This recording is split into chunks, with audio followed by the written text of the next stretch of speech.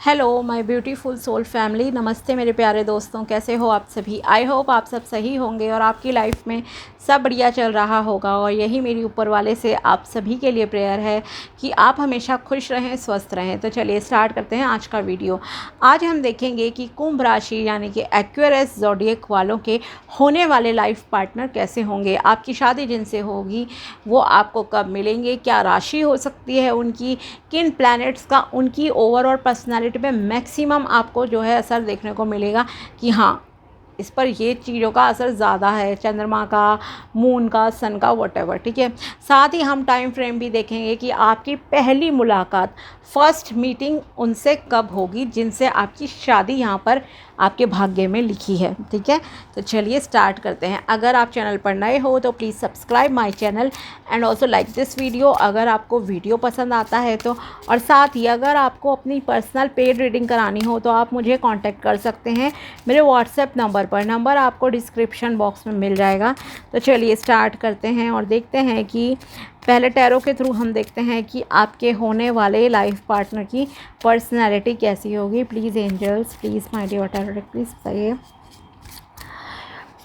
कैसी पर्सनैलिटी होगी कुंभ राशि वालों के होने वाले लाइफ पार्टनर की। कुंभ राशि वालों के होने वाले लाइफ पार्टनर की पर्सनैलिटी कैसी होगी। 8 ऑफ पेंटिकल्स, द हैंगमैन,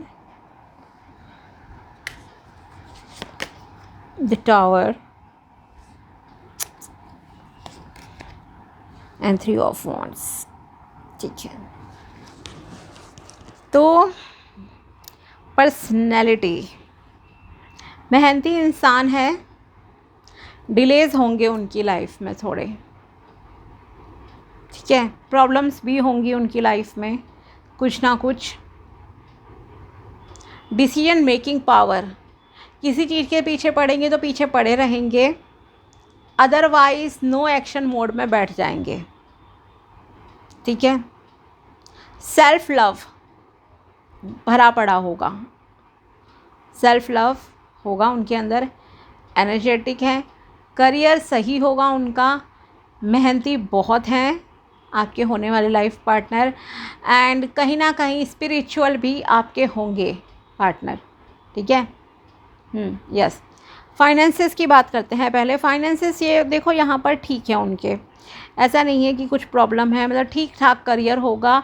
और मे बी शायद किसी के आउट ऑफ स्टेट पार्टनर काम करते हों या आउट ऑफ मतलब कि स्टेट से बाहर से बिलोंग करते हों, ये भी एक चांसेस है। मेहनत करने में यकीन रखेंगे, किसी काम के पीछे पड़ गए तो पड़ गए, कहा ना मैंने।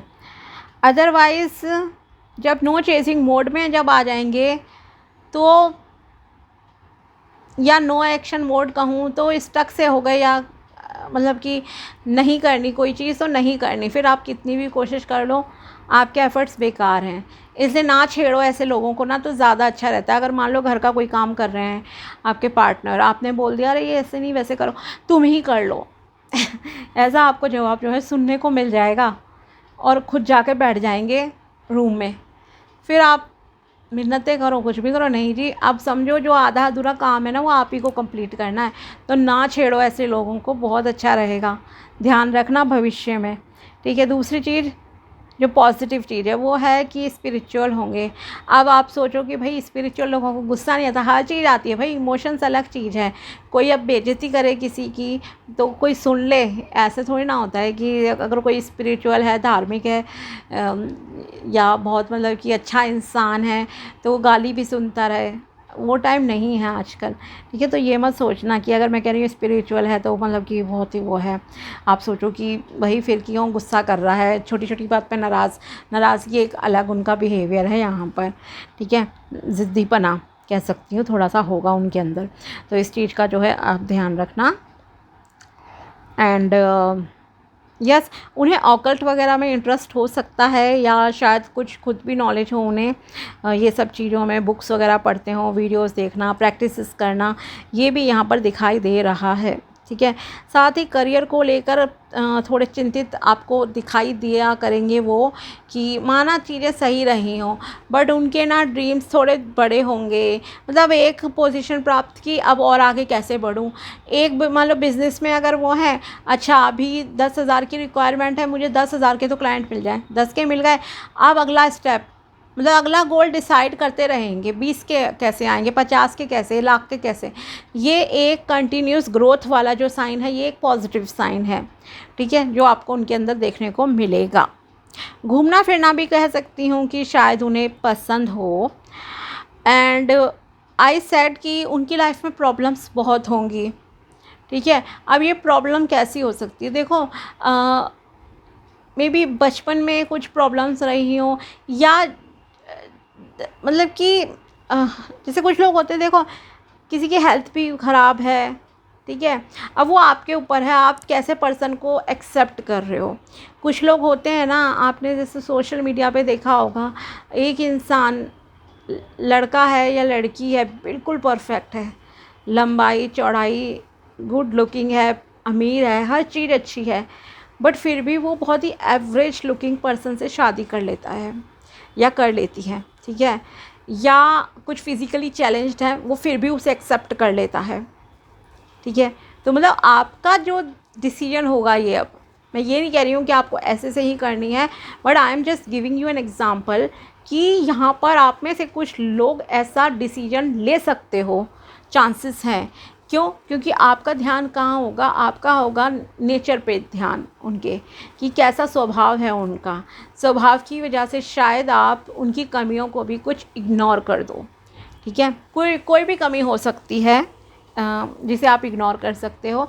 तो यस, उनकी लाइफ में देखो चैलेंजेस बहुत होंगे, ठीक है। जैसे मान लो कभी कभी होता है ना, कोई व्हील चेयर पे है और लड़के ने शादी कर ली, दुनिया तो बोल देगी वही, इवन माँ बाप भी जो है फेवर नहीं करते, घर से निकाल देते हैं, वो वाली चीज़ें होती हैं ना, वैसा कुछ मतलब कि आप में से किसी के साथ हो सकता है। तो यस, पर्सन की लाइफ में बहुत चैलेंजेस है, बहुत दुख दर्द उन्होंने देखा होगा, and it can melt your heart also, मैं ये कहूँगी यहाँ पर कहीं ना कहीं, ठीक है। या कभी कभी होता है, देखो आजकल जैसे कि जो माहौल है उस हिसाब से ही मैं आपको बता रही हूँ चीज़ें, and yes according to your tarots also and intuition भी मैं कहूँगी यहाँ पर है, जो मुझे अभी फील हो रहा है। मान लो किसी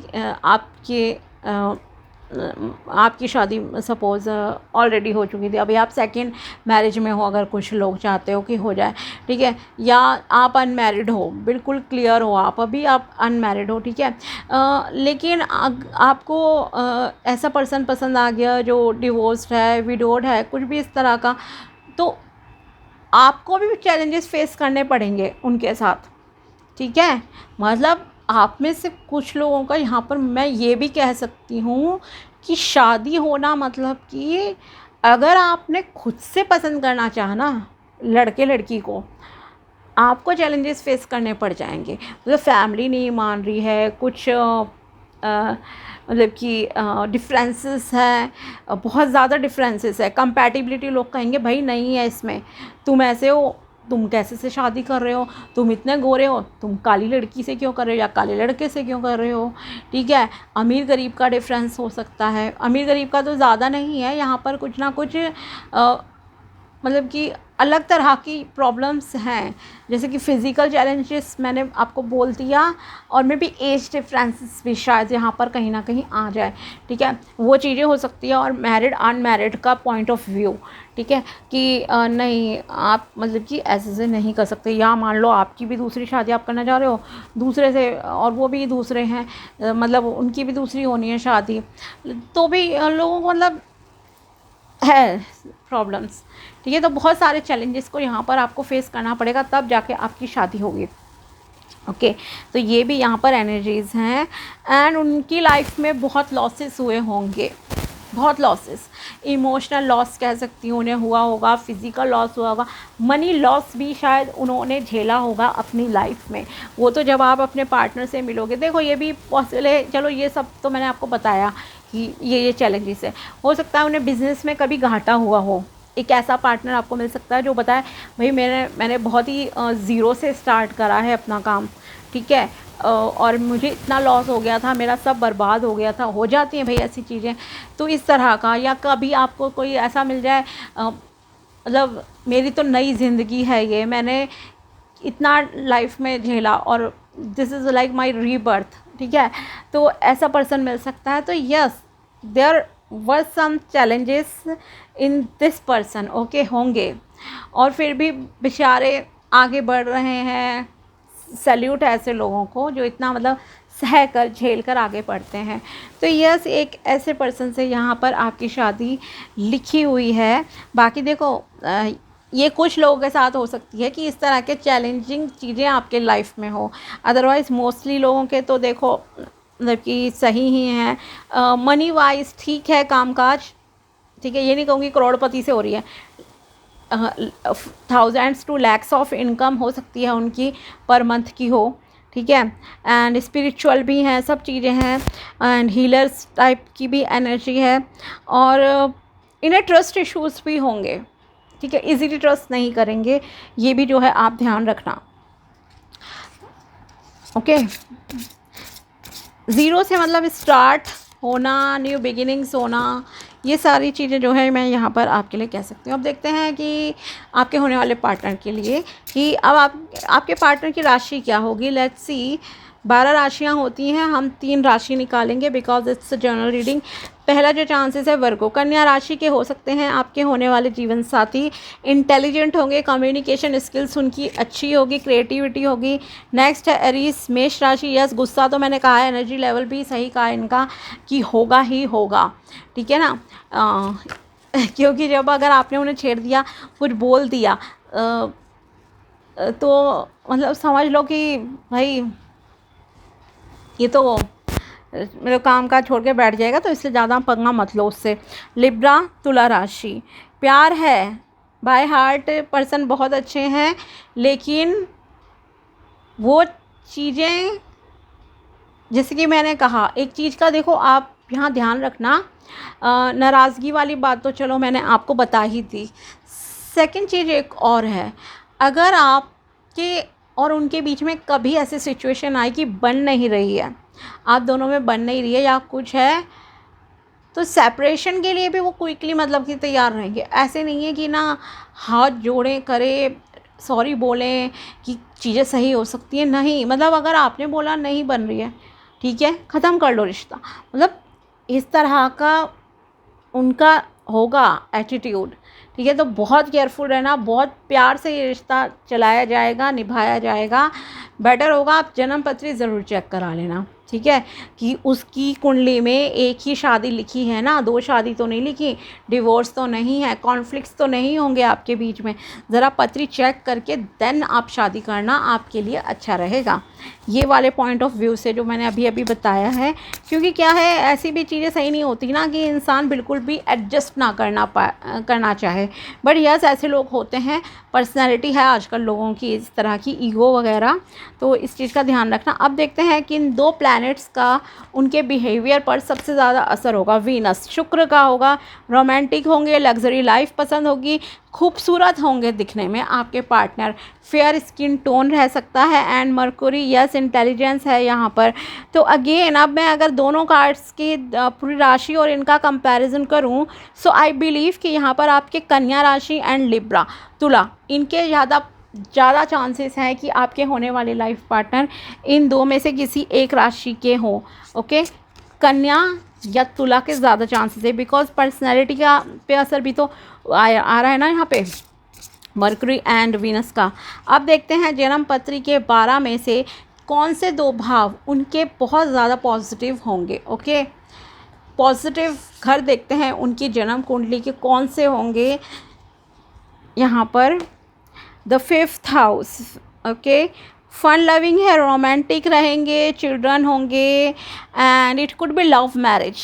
अगेन मैं कहूँगी कि आप में से कुछ लोगों की ना यहाँ पर जो लग रहा है कुछ लोगों के लिए कि लव मैरिज के आपके चांसेस है यहाँ पर, ओके।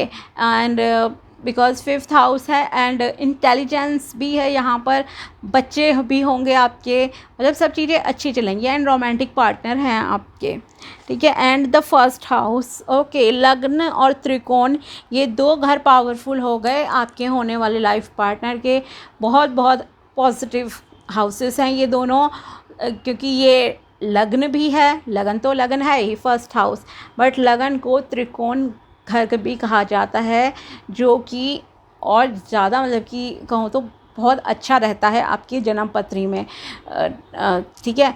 तो आपके होने वाले जीवन साथी का पहला घर और 5वां घर बहुत बहुत पॉजिटिव होंगे। एक सेल्फ मेड पर्सन है, स्ट्रॉन्ग पर्सनैलिटी कह सकती हूँ, खुद पर कॉन्फिडेंस है, फैमिली से सपोर्ट मिला होगा, बट इन्होंने खुद से बहुत मेहनत की होगी चीज़ों को लाइफ में अचीव करने में, हार्डशिप्स को से ओवरकम करना, खुद को खड़ा करना वापस से, मतलब कुछ ऐसी इनकी क्वालिटीज़ होंगी जो आपको इम्प्रेस कर देंगी, ठीक है। तो ऐसे होंगे आपके होने वाले जीवन साथी, ठीक है। अब देखते हैं हम आपके लिए कि टाइम फ्रेम क्या रहेगा जब आपके होने वाले जीवन साथी से पहली मुलाकात होगी, फर्स्ट मीटिंग होगी, तो किस टाइम पर होगी और मे बी किस सिचुएशन में होगी। प्लीज़ बताइए कब मुलाकात होगी इनकी अपने होने वाले लाइफ पार्टनर से, फर्स्ट मीटिंग कब होगी। मई का महीना हो सकता है। This is timeless reading also, मैं ये आपको बता दूँ। And within a week जब भी आप ये रीडिंग देख रहे हो सकता है अगले 1 हफ्ते के अंदर अंदर ही आपकी मुलाकात होने को हो जाए, ठीक है। एंड ऑटम सीजन है, in between 23 October 22 November, unexpected ending for a favourable beginning. Yes, कुछ आपकी लाइफ से ख़त्म होगा और क्विकली स्टार्ट भी हो जाएगा, मतलब डेस्टिनी यहाँ आपको ये बता रही है कि हो सकता है, देखो अभी ना आपका कुछ लव अफेयर वगैरह चल रहा हो, okay, I am just giving you an example as per card see, मैं आपको बता रही हूँ यहाँ पर।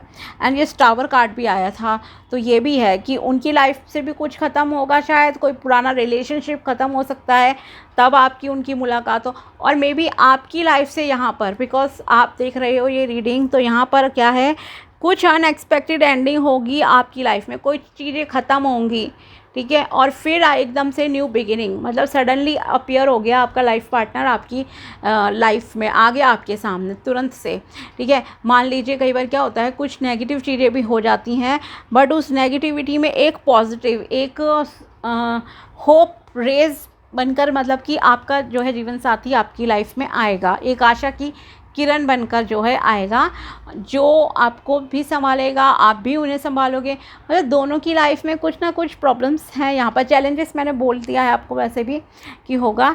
तो यस, ये टाइम रह सकता है 23 अक्टूबर से 22 नवंबर रहेगा, और इस दौरान कुछ ना कुछ आपकी लाइफ में होगा जो ख़त्म होगा, और फिर तुरंत ही फेवरेबल स्टार्ट भी हो जाएगी। मे बी आपके जो भी पार्टनर है उससे कुछ इश्यूज़ हो गए हों, ब्रेकअप हुआ हो रिसेंट में आपका, this is also possible, and within a week और मे बी मई का महीना आपके लिए रहेगा।